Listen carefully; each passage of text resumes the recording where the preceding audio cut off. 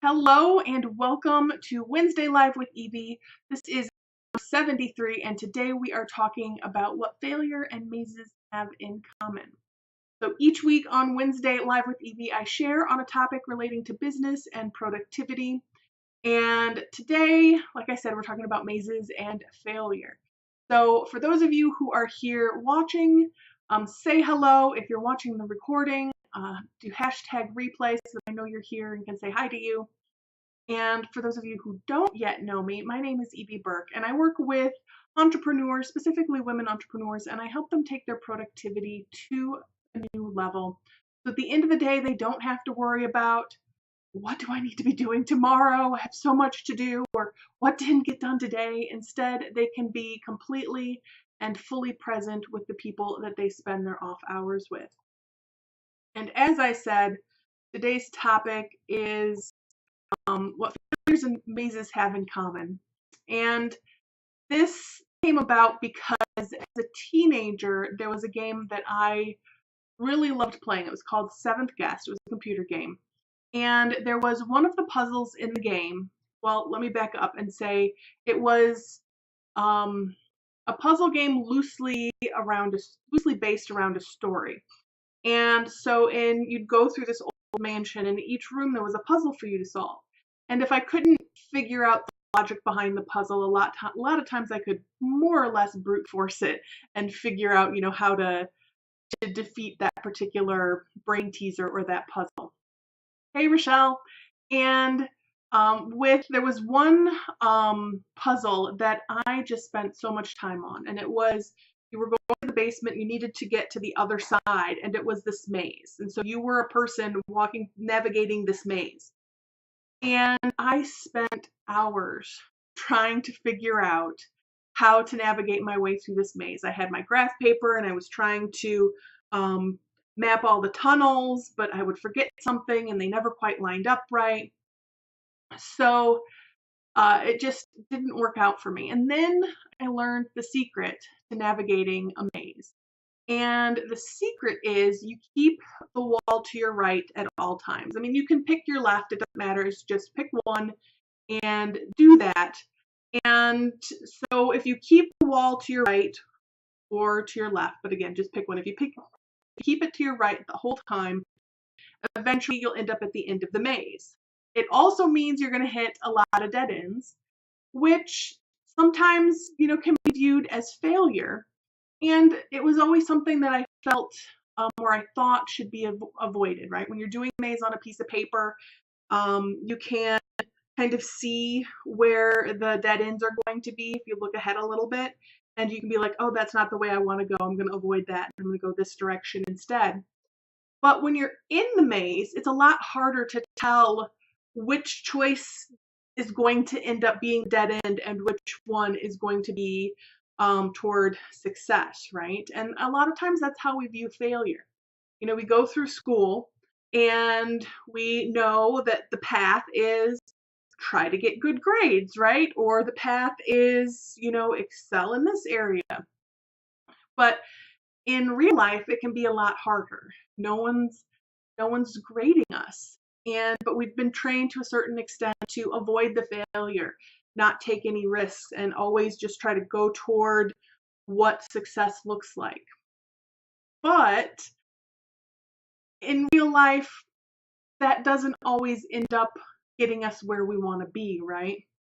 So like in the maze where you don't know it's a dead end, you don't know it's failure to you till you get there, in life and in business, it's the same way. Sometimes you just need to try things and figure out where does it end up? Where do you end up with it? So,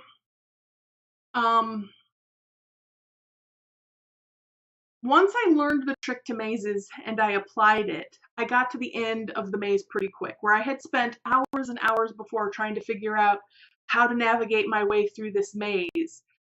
I used the trick and boom, I was through the maze, no problem.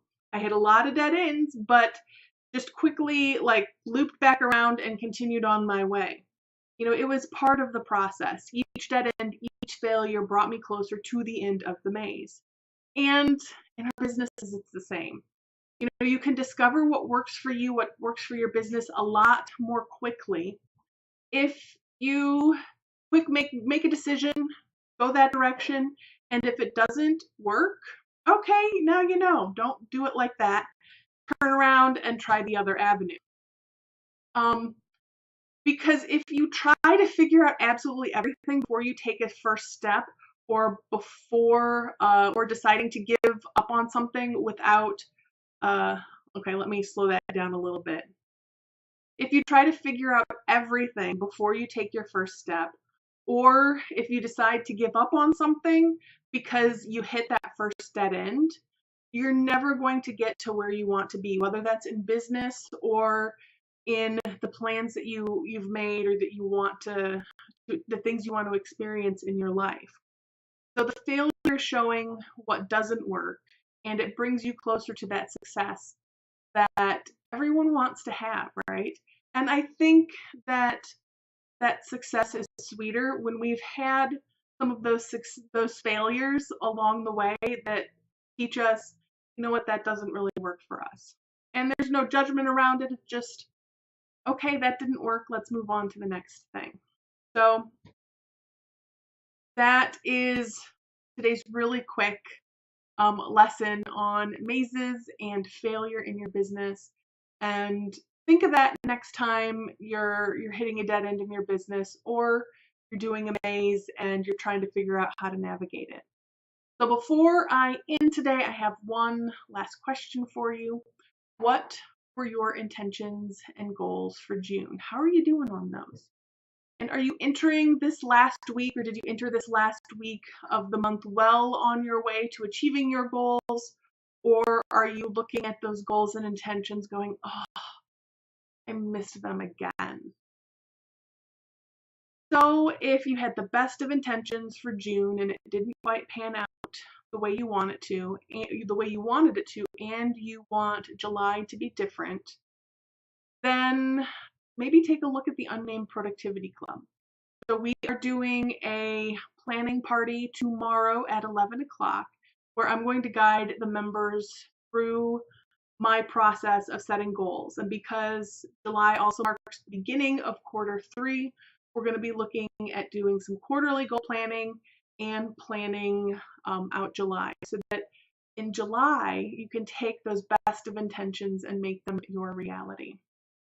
So come and check it out. It's $5 for your first month, so you can get a feel for the club and what it is and if it's the right fit for you. And one last thing before I close this out is next Wednesday is Independence Day here in the US. And I am not going to be doing a Wednesday live because I will be taking the day off to celebrate. And I encourage you to do the same. I know it's really tempting when you have your own business, if you don't have any plans, that you hunker down, but taking those days off is super important. So I am taking next Wednesday off, so you will not see a Wednesday live from me. I will be returning the next week. So until then, much love. Bye.